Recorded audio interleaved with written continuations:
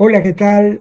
Este es un nuevo programa de Resumen Latinoamericano TV que, como todas las semanas, emitimos desde Latinoamérica para todo el mundo. Y hoy, por supuesto, le seguimos agradeciendo a las cadenas que en Argentina y en el continente están reproduciendo desde hace bastantes años este programa. Nos alegra muchísimo porque con la campaña enorme que hacen los medios hegemónicos para ahogar los discursos que enfrentan al imperialismo, al capitalismo y sobre todo ahora al sionismo, tenemos que unirnos en redes y en este sentido esta cadena televisiva que hemos armado poco a poco está dando resultados. Hoy vamos a contar con el segundo capítulo del programa que está realizando Aleida Guevara, la médica cubana, hija del comandante heroico, y que gestiona el canal Panárabe Al Mayadín con nuestro apoyo también, el de Resumen Latinoamericano y otros medios que están colaborando para que este programa salga al aire. En esta ocasión, Aleida enfrenta un tema que para nosotros es de palpitante actualidad y de necesidad extrema de visibilizar, que es el tema palestino. Aleida es una activista muy potente de la causa palestina. Ha viajado al Líbano, ha estado participando en distintos países en foros hablando de esta causa y lo hace con la emoción, con el dolor, con la bronca que todos tenemos y que al ver las imágenes de la hambruna, de los bombardeos, a veces nos preguntamos qué se puede hacer más. Bueno, Aleida lo hace. Y en este programa documental que está haciendo Almayadín, lo demuestra con creces. Vamos a verla, Aleida Guevara. Hola, ¿qué tal? ¿Cómo están? ¿Se sienten bien? Estoy muy contenta de estar nuevamente con ustedes. Mi nombre es Aleida Guevara. Soy médico cubana, madre de 2 hijas de las cuales estoy muy orgullosa. Desde muy joven estoy comprometida con las causas de los pueblos que luchan por su libertad, su soberanía, su identidad. Porque así me educó mi madre, con la fuerza y la ternura de mi pueblo, bajo el ejemplo y la guía de mi padre, Ernesto Guevara, más conocido como el Che. En nuestros días, el mundo vive momentos muy sombríos. Uno se llega a preguntar, con todo el desarrollo tecnológico que tenemos, con todos los avances científicos que han llegado a la humanidad, deberíamos ser mejores seres humanos. Sin embargo, no es así. Desgraciadamente, se van perdiendo esos valores. Un economista estadounidense dijo una vez, si la humanidad apta, uruguayo, Eduardo Galeano. Él dijo, desde 1948, los palestinos viven condenados a humillación perpetua. No pueden ni respirar sin permiso. Ni siquiera tienen derecho a elegir a sus gobernantes. Cuando votan a quien no deben votar, son castigados. Gaza está siendo castigada. Se convirtió en una ratonera sin salida, desde que Hamas ganó limpiamente las elecciones en el año 2006. La democracia es un lujo que no todos merecen. Ya poca Palestina queda.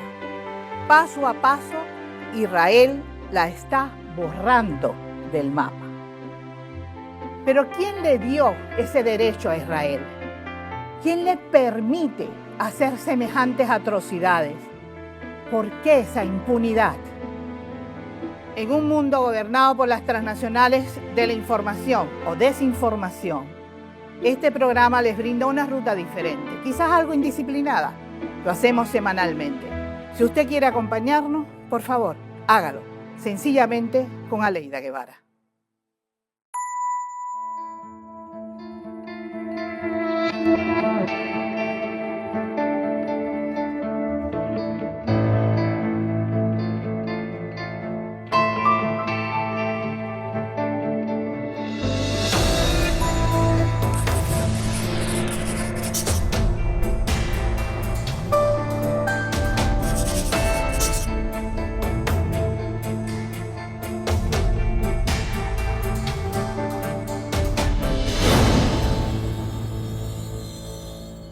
Papi lleva el mensaje de la Revolución Cubana en los primeros años a muchas partes del mundo. Pero tan temprano como 1959, él va a los países del Pacto de Bandung, sobre todo a Siria y a Egipto. Cuando llega al Cairo, el recibimiento es tremendo, muy afectivo, con un gran calor humano. Eso lo describen algunos compañeros que lo acompañaron a ese viaje. Es realmente impresionante porque papi llevaba un mensaje de Fidel al presidente Nasser. Inmediatamente hay una conexión entre ellos. Nasser lo lleva a distintos lugares de Egipto, le muestra lo que habían logrado en los primeros años de su independencia de los ingleses y realmente hay una conexión de inmediato. Papi describe algunas cosas y bromea un poco con mi mamá en algunas de sus cartas porque le dice que lo llevaron al palacio donde vivía el antiguo rey que fue derrotado. Y en ese palacio quedaba toda la servidumbre, había quedado igual y solo servía de casa de visita para las personalidades que llegaban a Egipto. Y ahí pusieron a papi, pero con toda su gente, que es una cosa bonita, ¿no? Porque no era solo el jefe de la delegación, no, todo el mundo fue a parar al mismo palacio. Y él bromeaba con mami en la carta porque decía que toda esa servidumbre que había allí, cada vez que ellos pedían algo, enseguida era como una necesidad de complacerlos, ¿no? Y además bajaban la cabeza cuando cumplían alguna petición. Y él le dice a mami, tú deberías venir aquí un poquito a ver si aprendes algunos modales. Bromea así con ella en la carta. Después, Nasser parece que le dice que vaya a Gaza. Y allá va. Va precisamente a conocer la situación del pueblo palestino. Desgraciadamente, papi no escribe mucho sobre esto. Y ustedes saben que en esa época no se podían guardar realmente lo que pasaba, porque no había cómo. Así que no tenemos idea de exactamente todo lo que ocurrió. Pero sí les puedo contar algunas cosas porque se han rescatado a través de un gran investigador palestino, Salman Abu Sita, que hace un artículo sobre este viaje. Y él dice cosas muy interesantes. Por ejemplo, él dice que la visita del Che cambia totalmente la visión que el mundo tenía sobre Palestina. Porque a partir de esa visita ya el problema palestino no era solo regional, pasó a ser internacional. Esto es interesante porque también él se reúne con algunos de los compañeros que estaban presentes en esa visita y nos dice que los palestinos le enseñan a papi no lo que había pasado. Gaza en ese momento es un pedacito, una cosita pequeña de todo el territorio palestino. Pero los israelitas ya habían hecho como una limpieza étnica de toda Palestina y habían destrozado aldeas, más de 200 aldeas. Y todos estos palestinos se habían refugiado precisamente en Gaza. La situación era alarmante, era bien difícil. Mi papá ve esa situación. Él reconoce que el problema palestino es difícil. ¿Por qué? Están los sionistas, porque están los colonos, porque han ocupado las casas de los palestinos. Y él dice, para aliviar esto, para resolver esto, solamente la resistencia y la lucha. Entonces le dice a los palestinos, yo quiero que ustedes me enseñen el lugar donde ustedes se preparan para luchar. Yo quiero que ustedes me enseñen la fábrica de armas. Yo quiero que ustedes me enseñen dónde el pueblo se reúne para hablar de esto. Eso es lo que él quería que le mostraran. No solamente el problema real, económico y social, sino dónde se está preparando el pueblo para combatir. Esta visita marca quizás el inicio de una relación que dura hasta hoy, de solidaridad y respeto al pueblo palestino. Pero fíjense, ustedes saben bien que Cuba es un país bloqueado por Estados Unidos, ¿verdad? Es decir, que nosotros no tenemos relaciones comerciales libremente como otro país, porque Estados Unidos sanciona a los países que se atreven a tener esa libertad de acción con Cuba. Israel no había roto las relaciones diplomáticas con el país. No lo había hecho. Es Cuba quien rompe relaciones diplomáticas y económicas con Israel por respeto al pueblo palestino. Esa es la solidaridad que necesitamos. No es solamente discursos y palabras hermosas, son hechos. El pueblo cubano, a pesar de su bloqueo, rompe relaciones con Israel por respeto al pueblo palestino. Hace poco, a mí me nombraron, digamos que embajadora del retorno de Palestina.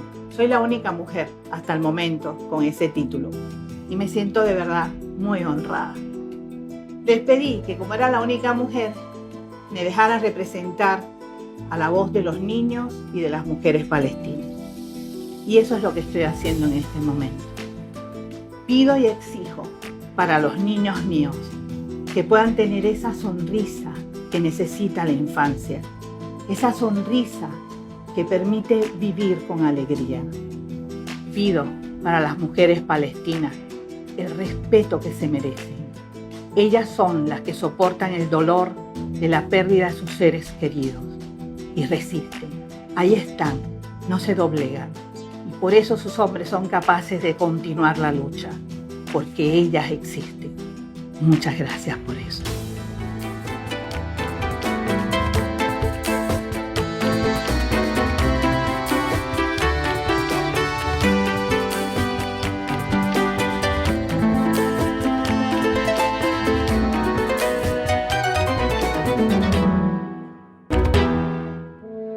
Palestina. Tengo que confesarles que esta palabra desata en mí sentimientos diferentes. Dolor por lo que está ocurriendo en este pueblo. Impotencia por no estar cerca de ellos. Pero también indignación por la impunidad con que actúan los asesinos. El 7 de octubre del 2023 se desatan una serie de eventos que reconocemos como Operación Diluvio de Al-Aqsa. Claro, hay que analizar esto en un contexto amplio, porque de lo contrario no serían los análisis ni serios ni rigurosos. Y esto nos da una pauta para hablar de ello en nuestro programa de hoy. Lo que pasó después todo el mundo lo conoce.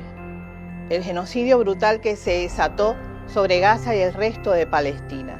Lo que hizo también que reaccionaran los frentes de resistencia de la región y se ampliara la resonancia de la causa palestina desde el punto de vista mundial. Detrás de esta masacre hay razones oscuras, imperiales, porque el Medio Oriente ha sido y seguirá siendo una región estratégica importantísima para los intereses más ambiciosos del poder económico mundial. Israel quiere desaparecer al pueblo palestino, su cultura, su historia, su religión, sus costumbres. Quiere hacernos creer que este pueblo nunca existió, pero Palestina resiste. Sigue luchando contra el colonialismo sionista. Palestina vive.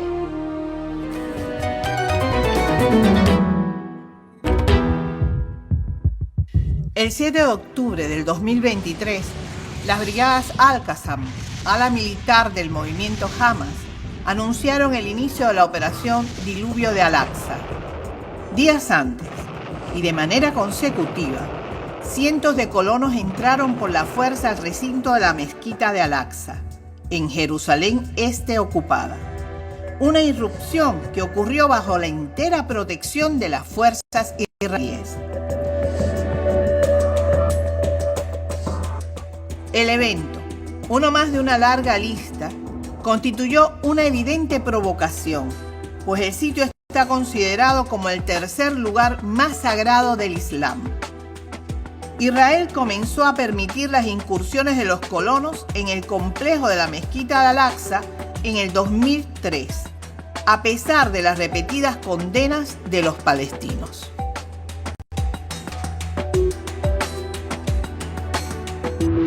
Según Hamas, el diluvio de Al-Aqsa fue una respuesta para afrontar los planes de liquidar la causa palestina y confrontar las intenciones sionistas de controlar la tierra, judaizarla y decidir la soberanía sobre la mezquita de Al-Aqsa.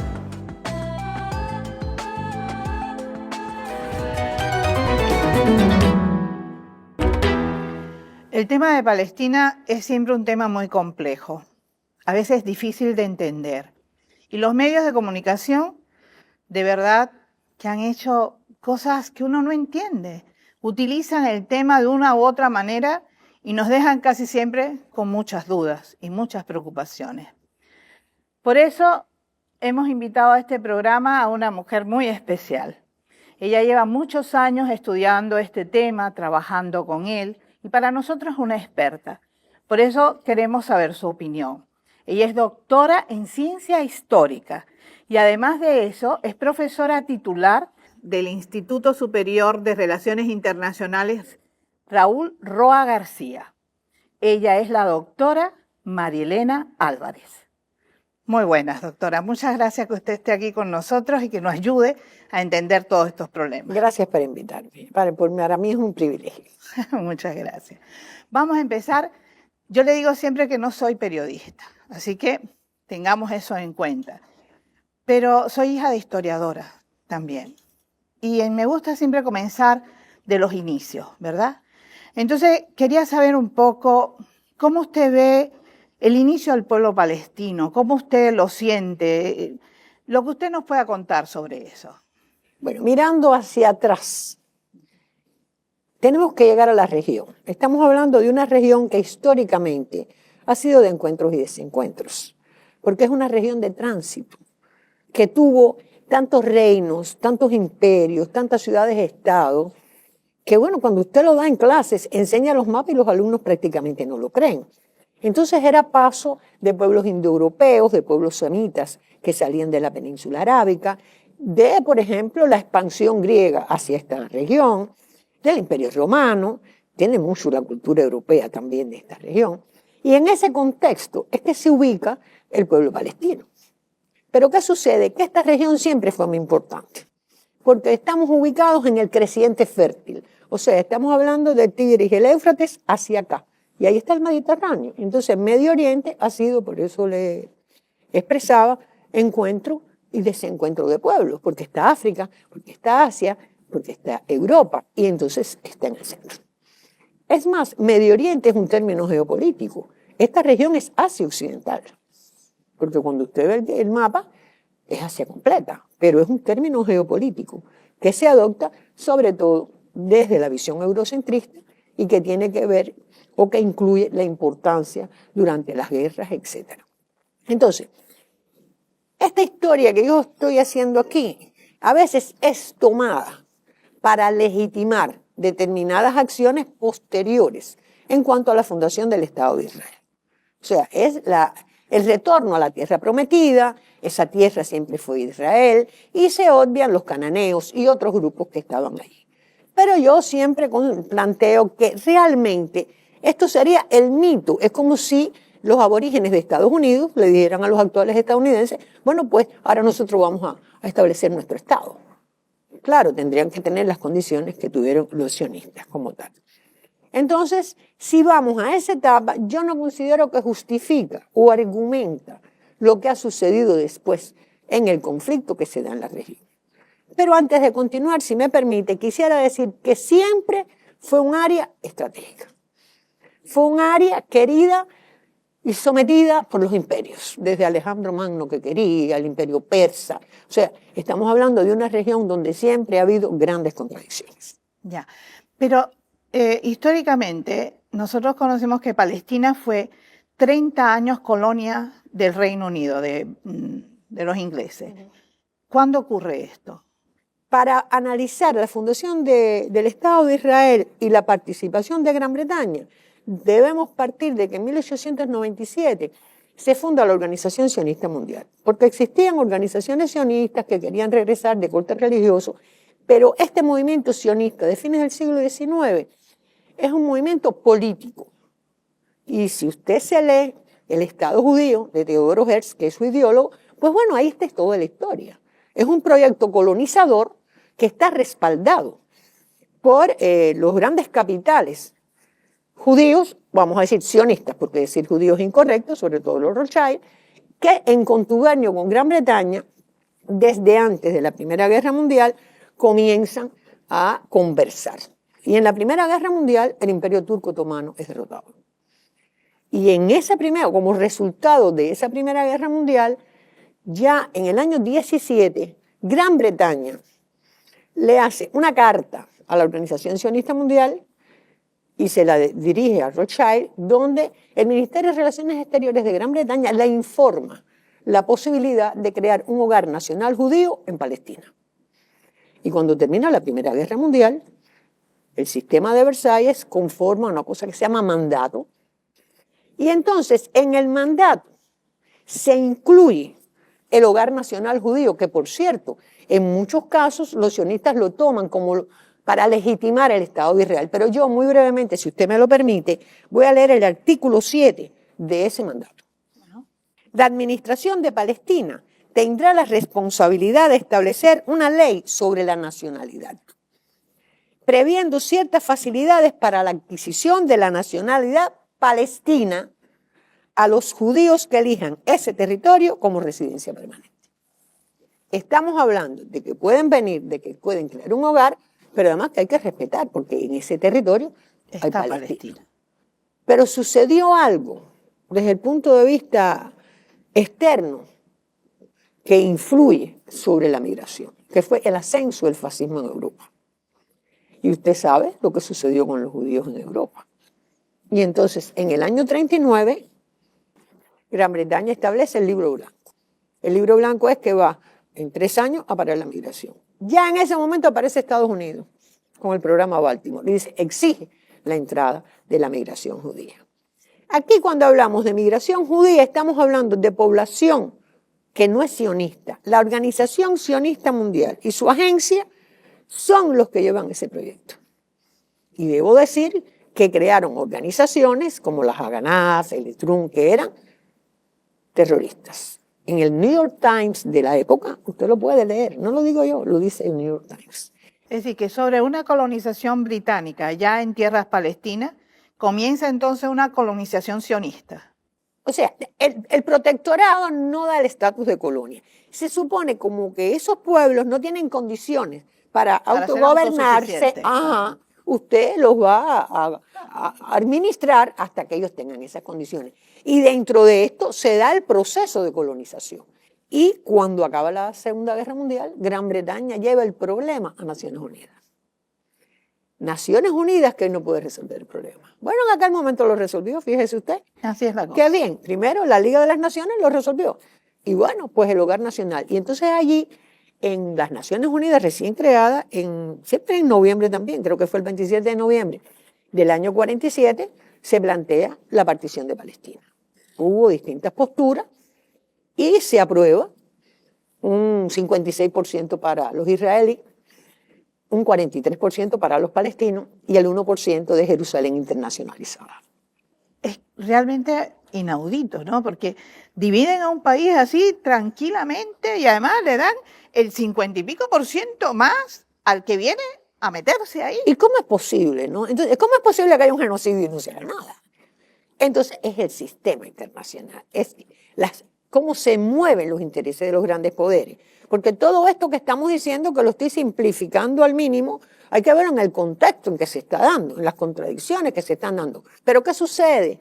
Que también hay una serie de movimientos al interior palestinos en contra de lo que está sucediendo. Ajá. Se considera que hubo 800 pueblos palestinos que desaparecieron. Hubo matanzas como la de Yesin, que fueron expulsados. O sea, se vivió una etapa muy complicada de enfrentamiento y que lleva a que en la práctica los palestinos no tenían la suficiente preparación para hacer frente a los israelíes, aunque hubo una importante resistencia en Gaza precisamente. Allí había un efendi que defendió este territorio. Pero imagínense, cuando se proclama el Estado de Israel, se considera que 800.000 personas, o casi 700.000, dice Naciones Unidas, 800.000, fueron expulsados de su territorio. Por eso se habla de la Nakba. Y entonces se convierten en refugiados dentro de su propio territorio. Israel ocupó el 80%. Y entonces lo que sería Cisjordania y el este de Jerusalén y Gaza es lo que le queda a los palestinos. Entonces, a partir de ese momento, pudiéramos decir que los palestinos no tienen Estado, no tienen quien los defienda y tienen una situación de dependencia y de, vamos a decir, de temor. Pero ¿qué sucede? También comienza la resistencia, sobre todo porque primero quedan traumatizados, pero ya a fines de la década del 50, 57, si no recuerdo mal, se funda el Fatah, Yasser Arafat y otras organizaciones, y comenzó la lucha. Más tierra en Palestina, sino que va también tocando otros países árabes. Y eso es algo que en este momento el mundo árabe debería tener en cuenta. Israel no se queda solo con tratar de desaparecer a los palestinos, sino que va a ir mucho más allá.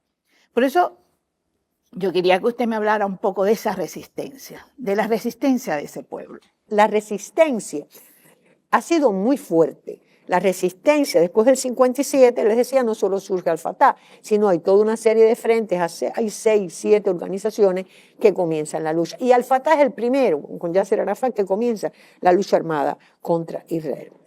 ¿Qué sucede? Que a ellos les es muy difícil, porque ellos tienen que hacerlo desde los países vecinos, de estos territorios también. Pero sí, surge después la OLP, se organizan todos y se mantienen luchando de forma armada y de forma internacional hasta, sobre todo, la guerra del Líbano. Si ustedes recuerdan la guerra del Líbano del 82, pues en la medida en que Israel fue expulsando, vamos a decir así, y logrando que no apoyaran a los palestinos, pues la resistencia se concentró en el Líbano porque ahí había un frente revolucionario. Y cuando Israel agrede y resistieron, no sé si usted recuerda a Sabra y Shatila, a mí me parece estar viendo a Yasser Arafat cómo se monta en el avión y sale hacia Túnez, pues un poco allí ya parecería, ya no se puede con la lucha armada, pero aún así se mantuvo la resistencia. Y es entonces que vienen las intifadas, la guerra de las piedras, cómo los palestinos se enfrentan a los tanques israelíes. La primera es en el 87, después en el 2005. Diciembre del 87 es la primera. Pero Israel sigue. Y la resistencia se mantiene.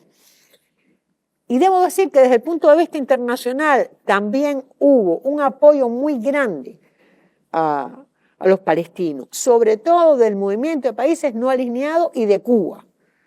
Los propios árabes, a veces cuando conversan con los cubanos le dicen, es increíble, Cuba y Fidel Castro nos apoyan casi más que nosotros mismos, y ese apoyo se ha mantenido. O sea, hubo una resistencia y ya en la década de los 80 es entonces que surgen otros tipos de organizaciones en Medio Oriente, y es que se funda Hamas.